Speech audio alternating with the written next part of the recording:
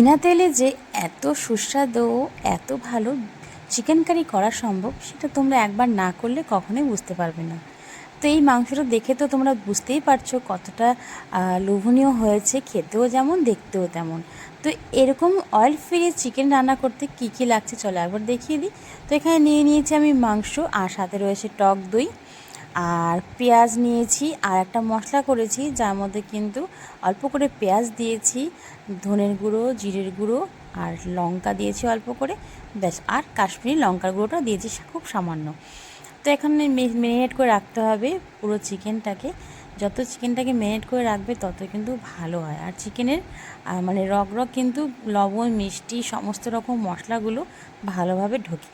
আর এখানে আমি সামান্য পরিমাণে আবার দিয়েছিলাম গোলমরিচের গুঁড়ো। গোলমরিচের গুঁড়ো কিন্তু খাওয়াটা খুব ভালো, পেটটা কিন্তু সেরকম জ্বালা করে না এটা খেলে পরে। লঙ্কা যেরকম বেশি দিলে পরে অনেক সময় গ্যাস হওয়ার সম্ভাবনা থাকে, তার জন্য কিন্তু এখানে গোলমরিচের গুঁড়ো দিলে কিন্তু পেট ঠান্ডা থাকে আর রান্নার কিন্তু টেস্টটা অন্যরকম হয়। এখন দিয়ে দিলাম একে একে সব মশলাগুলো, পেঁয়াজ আর টক দই দিয়ে এখন সুন্দর করে এটাকে মাখিয়ে আমি রেখে দেবো, কিছু টাইম অমনি ছেড়ে দেবো। তারপরেই কিন্তু এটাকে একদম মানে শুকনো কড়াতে আমি দেব, তোমরা দেখতেই পাবে অবশ্য। এরকম কিন্তু চিকেন তোমাদের মাঝে মধ্যে অবশ্যই বানিয়ে খেতে পারো, কেননা আমরা তো সবাই চিকেন আর মাটন মানেই জানি যে অনেক অনেক তেল দিয়ে রান্না করলেই ভালো হয়। তবে এমনটা না, তেল দিলেই যে রান্না সুস্বাদু হবে এমন কিছু ব্যাপার নয়। তবে এভাবেও কিন্তু একটু কষতে হবে। কিন্তু হ্যাঁ, এরকম অয়েল ফ্রি চিকেনের ক্ষেত্রে কিন্তু কখনোই চিকেনটাকে এমনি রেখে দেওয়া যাবে না, বারবার কিন্তু একটু নাড়তে হবে, না হলে কিন্তু লেগে যাবে কড়াতে। তো তোমরা দেখতেই পারছো এখন শুকনো কড়াতে আমি চিকেনটাকে ম্যারিনেট করে রেখেছিলাম যে দিয়ে দিলাম। আর মোটামুটি 20-25 মিনিট আমি রেখে দিয়েছিলাম। তোমরা চাইলে আধা ঘন্টাও রাখতে পারো, কোনো অসুবিধা নেই, বা তার একটু কম রাখলেও কোনো অসুবিধা নেই।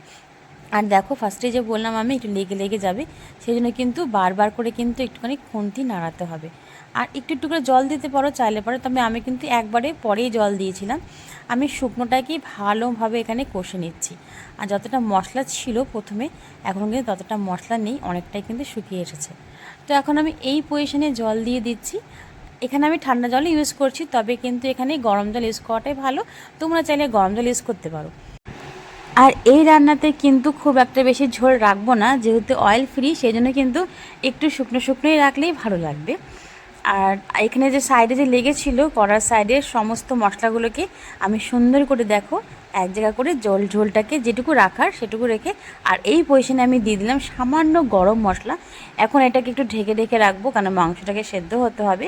তারপর কিন্তু দেখো পুরো কিন্তু মাংস আমার সেদ্ধ হয়ে গেছে, তবে আমি এতটাও কিন্তু ঝোল রাখিনি, আর একটু কমিয়ে দিয়েছিলাম। তো নামানোর আগে কিন্তু অনেক ক্ষেত্রে তোমরা চাইলে এখানে সামান্য পরিমাণে ঘি দিতে পারো, তবে আমি কিন্তু কোনো এখানে ঘি ইউজ করিনি, কেন ঘি যেহেতু ফার্স্টেই বললাম যে একদম অয়েল ছাড়াই করব, তো ঘিও তো একটুখানি হলেও তো একটা তেলত্ব ভাব থাকে, সেই জন্য কিন্তু আমি এখানে ঘিটাও দিব না। আর যেহেতু দই দিয়েছি, দইটা কিন্তু মাস্ট দিতেই লাগবে। আর দই দিলে হচ্ছে কি মানে রান্নাটার স্বাদ যেমন বাড়ছে, ঠিক সেই সঙ্গে কিন্তু একটা সুন্দর টেক্সচারও দিচ্ছে। তো দেখো আমার এটা হচ্ছে একদম ফাইনাল লুক। তো রান্নাটা দেখে তো বুঝতেই পারছো কত সুন্দর হয়েছে, আর খেতেও দারুণ হয়েছিল। আর এই রান্নার সঙ্গে কিন্তু ছিল সাথে জিরা রাইস, তবে জিরা রাইসের রেসিপিটা শেয়ার করিনি। জিরা রাইসটা তোমার সাথে আমি এমনি দেখিয়ে দিলাম। এখন এখানে আমরা লাঞ্চ করতে বসেও গেছি। তো কেমন লাগলো রেসিপিটা অবশ্যই কমেন্টের মাধ্যমে জানিও।